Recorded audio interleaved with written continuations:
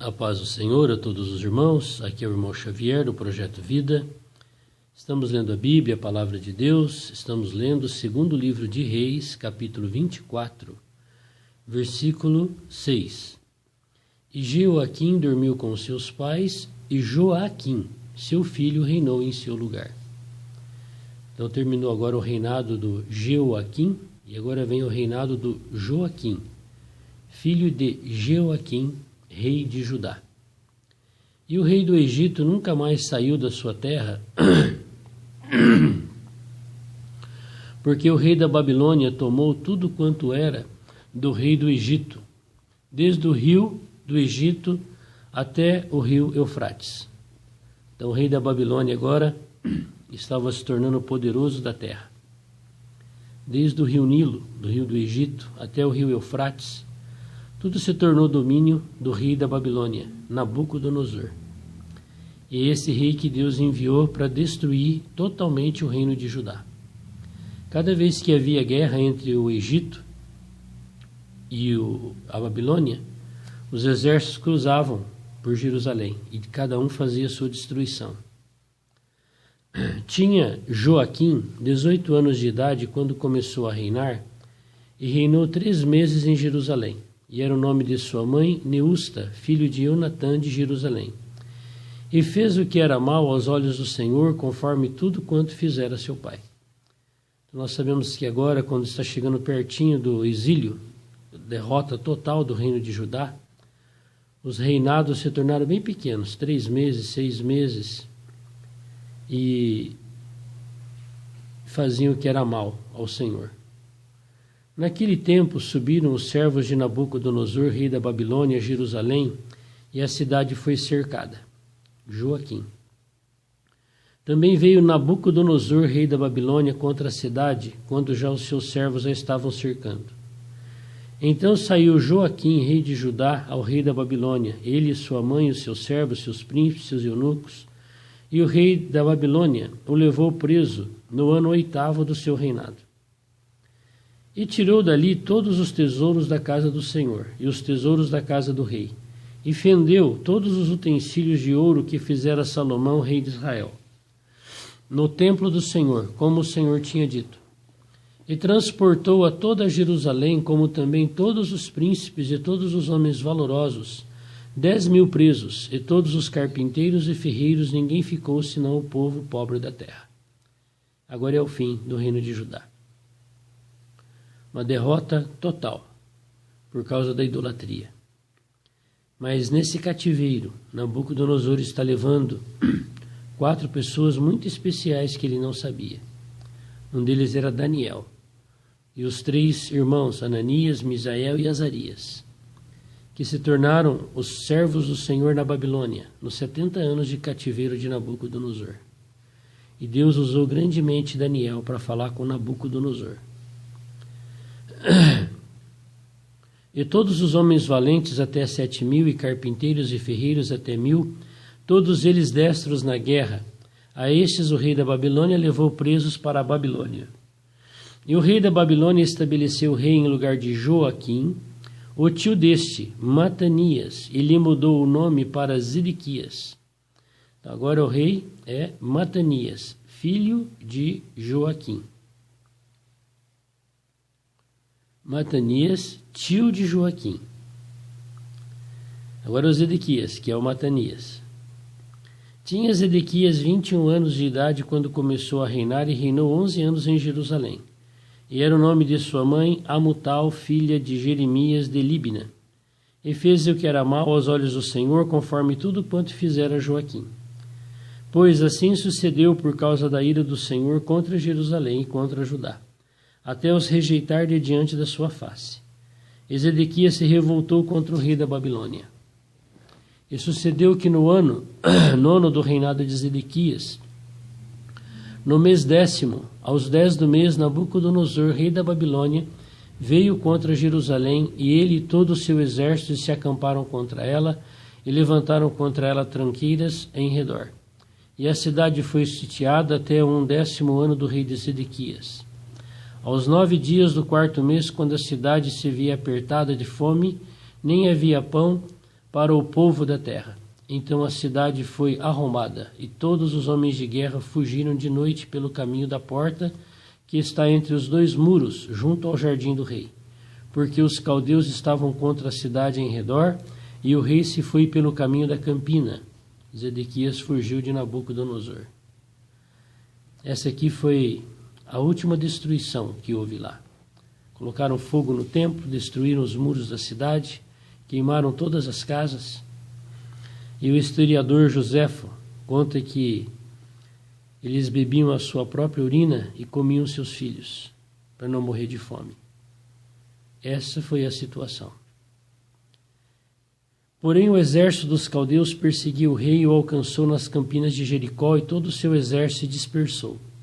E tomaram o rei da Babilônia e o fizeram subir ao rei da Babilônia. A Ribla procederam contra ele. E os filhos de Zedequias degolaram diante dos seus olhos.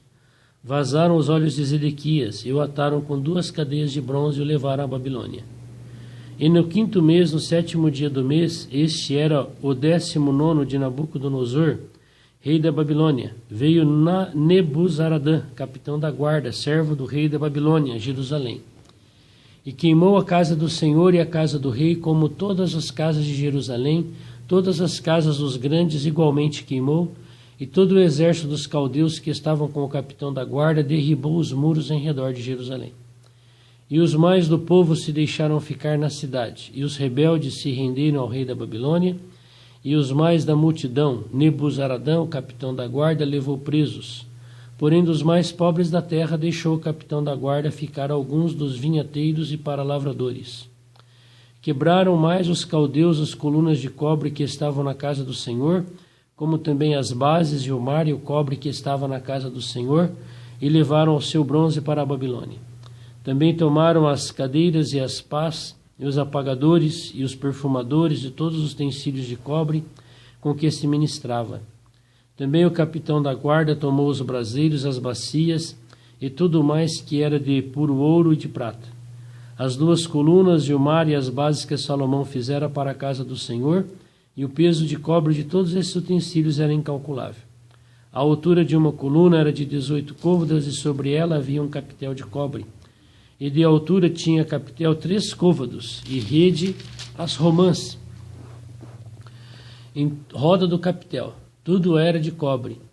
E semelhante a este era a outra coluna com a rede. Também o capitão da guarda tomou a Seraías, primeiro sacerdote, a Sofanias, segundo sacerdote, e os 3 guardas do umbral da porta.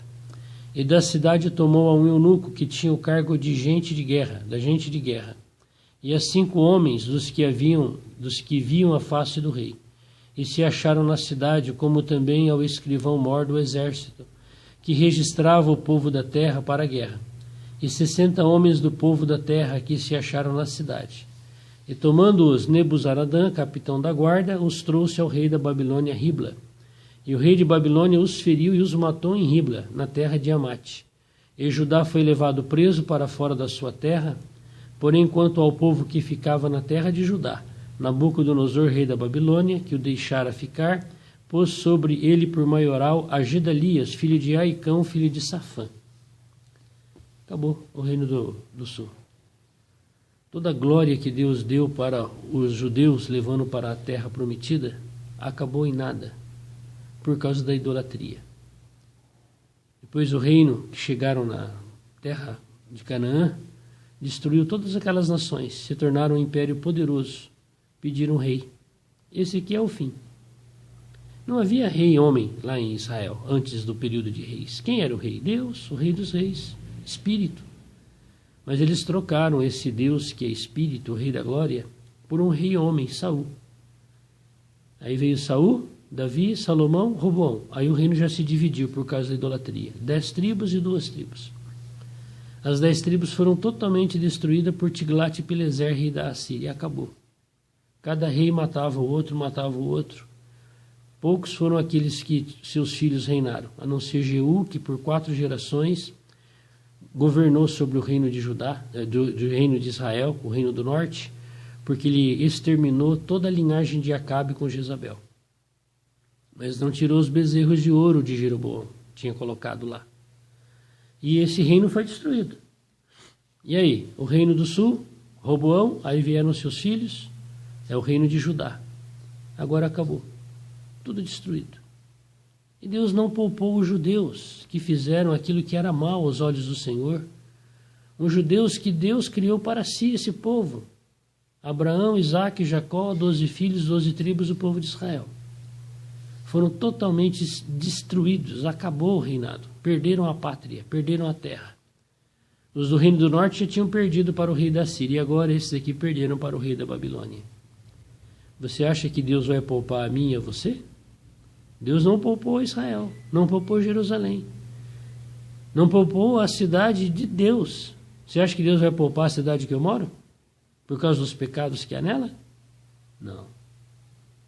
E hoje, para onde é que o povo vai ser levado cativo? É para a Babilônia ou para a Síria? Não, vai ser para a grande tribulação.